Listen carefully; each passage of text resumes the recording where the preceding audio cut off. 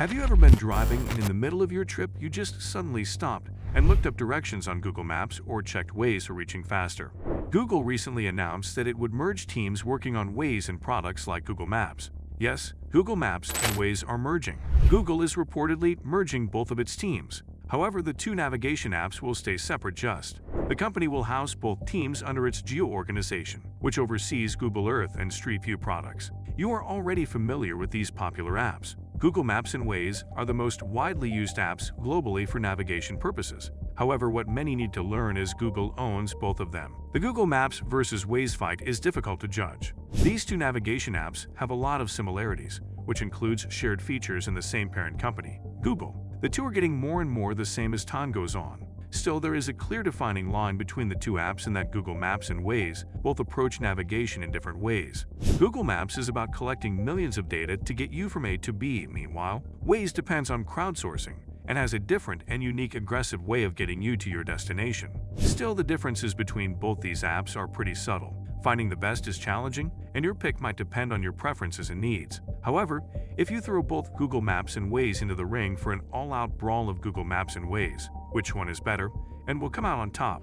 Difficult question, yes? Well, Google Maps has the Google brand name and comes built in on Android devices. On the other hand, Waze was acquired by the Android maker in the year 2013. Google didn't absorb Waze into its Maps service, though. Instead, the new service operated separately as a Google subsidiary, maintaining an independent culture. However, almost a decade later, the internet giant decided to combine both app teams. According to the latest report, Waze has more than 500 employees and will now work under Google's Geo organization, which already houses the Google Map team. CDO of Waze Neha Parekh will be terminated from her role once this shift is finished. Parekh's exit means Christopher Phillips, who would lead the Geo organization, will oversee Waze and Google Maps. There will be little change for people working under this organization. It's just like Waze's workers would shift their location and work under one roof along with the Google Maps team. As far as users are concerned, it's exciting to see how the community would react to this. Waze possesses a very active community based on unpaid freelancers who crowdsource traffic data and constantly update Waze's data. People in the community will have thoughts about these team members now working with Google Maps. So, what's the reason both of them are merging? It is done considering global economic crisis and avoiding overlap in the company and marketing. For example, earlier, Google had Google Play Music and YouTube Music, so they merged both. The benefit of this merging would be a collaboration of the teams to work more efficiently, thereby reducing the cost and using the technicality better. If you come this far in the video, consider giving it a thumbs up and subscribe to our channel for the sake of the latest news. If you still need clarification about the difference between both apps, don't worry, as we are going to explain everything. Google is best known for keeping its hands in every figurative jar, so Google Maps and Waze are both readily available. Both of them are available for Android and iOS devices and are compatible with Apple CarPlay and Android Auto. Therefore, it doesn't matter what device you use or the car you drive as far as you've got the feature of using both. Google Maps has a slight advantage on cars running Android Automotive OS, as it's one of the pre-built apps on every Android TV that isn't a TV. Meanwhile, Waze has only just made it to Google's car-friendly operating system and has some catching up. There are even versions available in browsers on desktop, though they are still limited because you can't get any live navigation that way. Still, you can look up directions and locations. Also, you can save things to your account, which you can pick up on your cell phone later. From inside, both of these apps will get you where you want to go. That said, even though Google operates both, they're different from a navigation perspective, to the point where the winner relies fully on how to get around. Google Maps is considered your traditional navigation app. You just put in a location, and it will get a direction where you want to reach. You could drive, walk, cycle, or taking the bus, and Google Maps will have something to offer. Google can even alert you to traffic or other obstacles along the way and allow you to take a different path. On the other hand, Waze is built exclusively for motorbike and car users. Rather than just finding the quickest single way to your destination, Waze is analyzing things always in conditions to try and get you there the fastest way possible. Both of these services can determine the traffic on the road.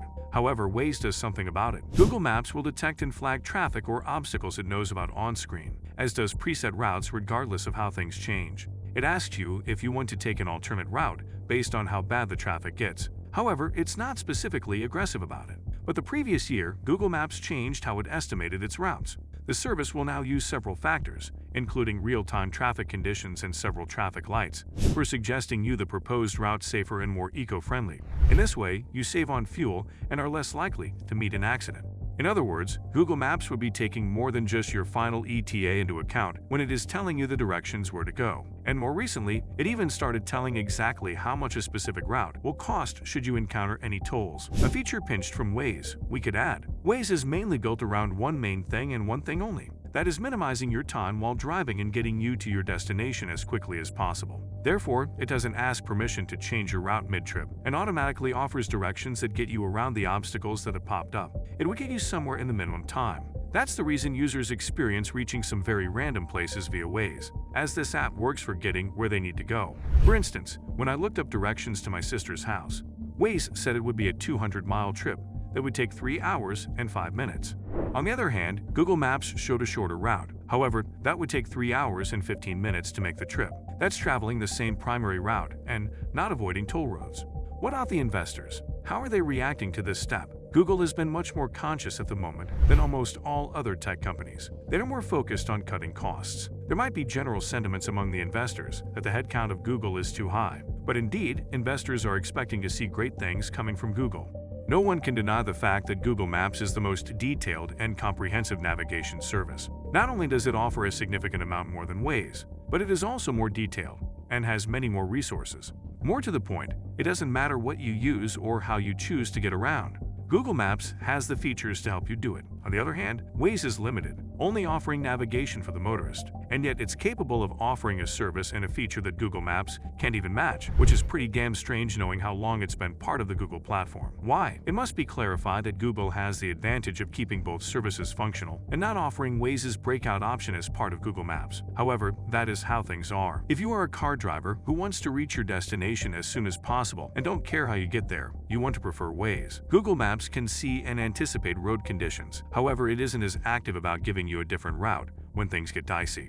But if you're driving any vehicle, Waze is entirely useless. It has a very narrow use, which is avoid Google Maps cover. In many ways, Google Maps isn't just the winner, it's what you want.